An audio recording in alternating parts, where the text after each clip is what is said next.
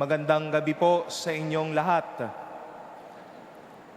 Nagpapasalamat po tayo sa Diyos sa pagtitipon sa atin ngayong gabi.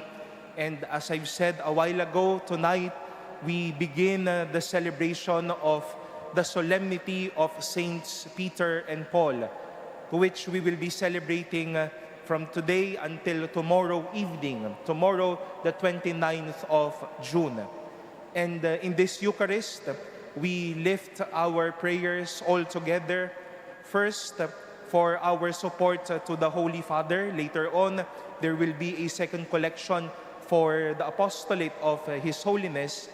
And also, we gather our thoughts and prayers to our dear Pope Leo XIV, whom I know we've been following and we've been witnessing a lot of his beautiful works and encounters with the people he has visited and he has encountered with.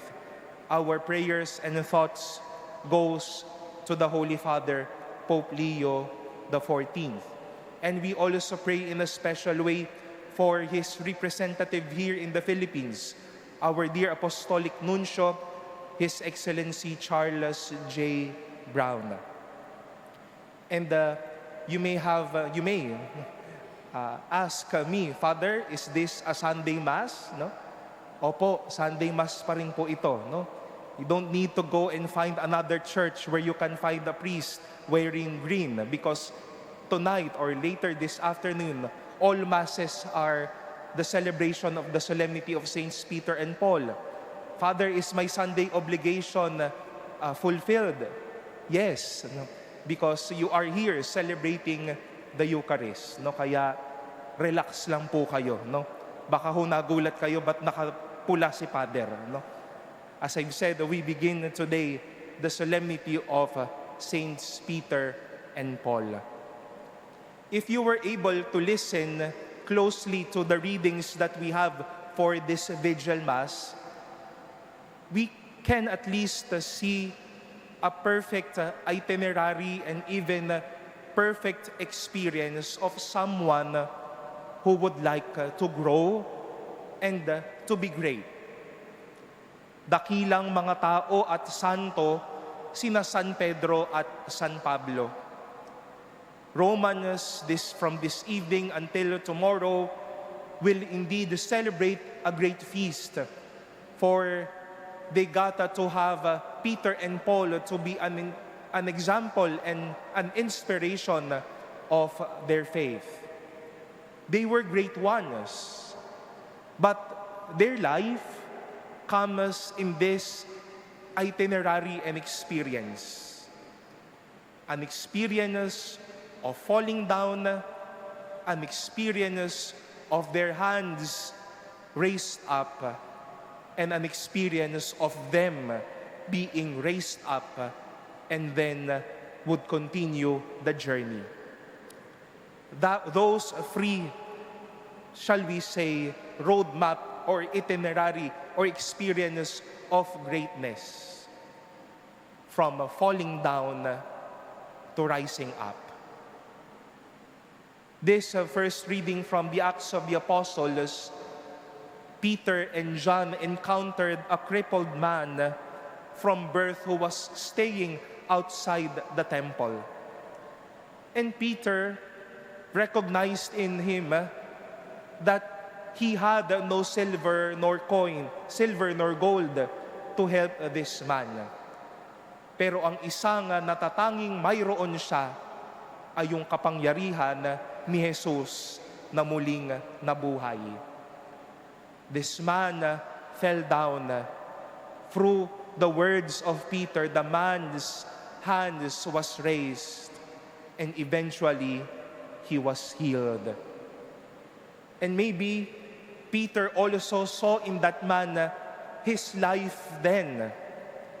Peter was no great man. Madaming tanong si Pedro. Madaming mga pagdududang hinarap si Pedro.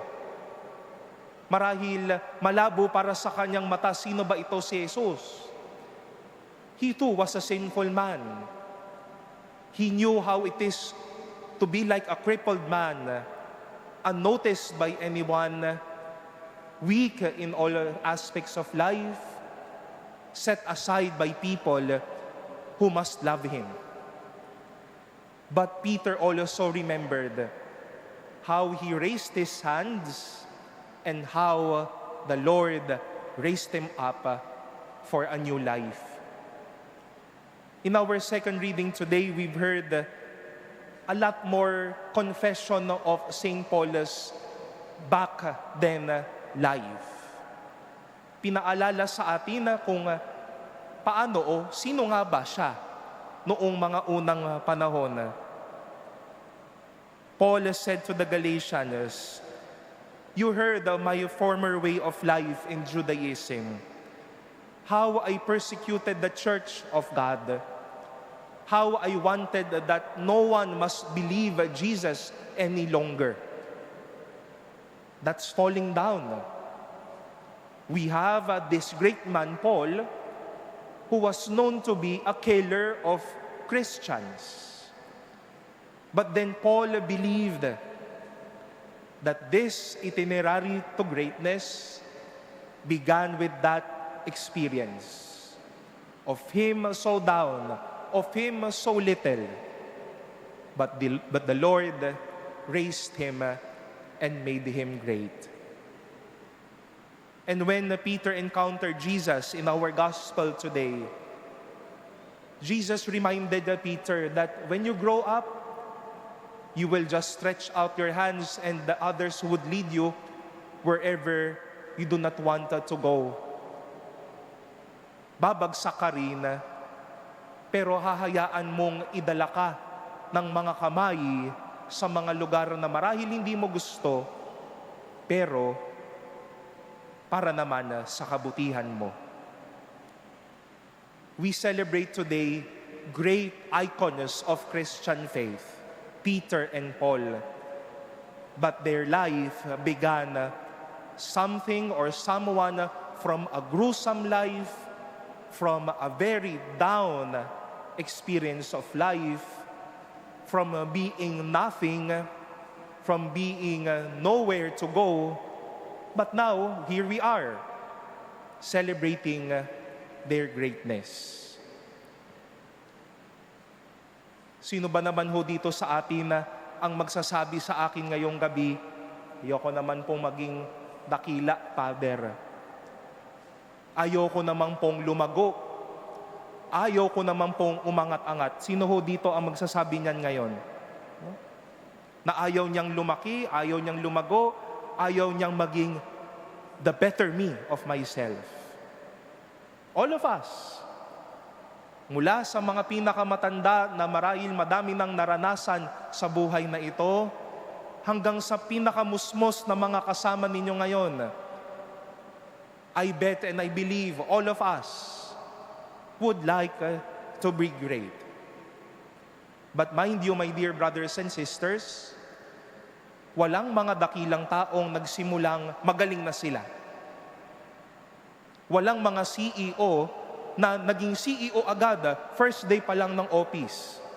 Kung naging CEO siya unang araw pa lang ng office, baka ayan yung may may-ari o baka binayaran niya yung posisyon. No. No great person began being great. He too, she too, fell down. Bumagsak yan. Nagkamali yan. Niyakap niya kanyang karupukan. Nagkaroon ng 5 yan sa grades. O 1 sa ibang mga school. No? Nagkaroon niya ng palakol sa buhay. Hinarap niya ang iba't ibang klaseng hirap. Hirap, paano mag-commute papunta sa trabaho, sa klase. Nawalan ng baon yan. Inawa yan sa loob ng klase. Minaliit yan ng kanyang mga kaibigan. At sa madami pang mga kwento na hindi natin akalain, tagahubog na pala ng ating sarili patungo sa kadakilaan. Do not belittle those experiences that you are treated little that you also carry the cross, that you also are like that crippled man, despised by your friends, down because of our own limitations, down because of our losing of that sense of pride and esteem for ourselves. Little did you know, Jesus is forming you to be Peter and Paul as well, to be a great saint, to be a great person, a great you for this life. Kaya wag mong maliitin ang mga karanasan ng pagpasana ng krus. Wag mong maliitin ang mga pagkakataon na ikaw ay nadapa din. Wag mong maliitin ang mga pagkakataon na wala ka na ng kumpiyansa kung magagawa mo pa ba yun. Wag mong maliitin ang mga pagkakataon na tila kahit ikaw hindi ka na naniwala sa iyong sarili. Huwag mong maliitin yung mga pagkakataong nasabi mo sa iyong sarili, parang hindi na gumagana yung dasal ko. Again, those moments, little did we know, is but also our itinerary to a greater life. Falling down, raising up our hands, and us being raised up. My dear sisters and brothers, we thank the Lord for the gift of the great Saints Peter and Paul. They were not really at the topmost when they began their ministry. Paul was not really a good speaker. A man named Eutychus even fell down when he was speaking. But he has touched lives.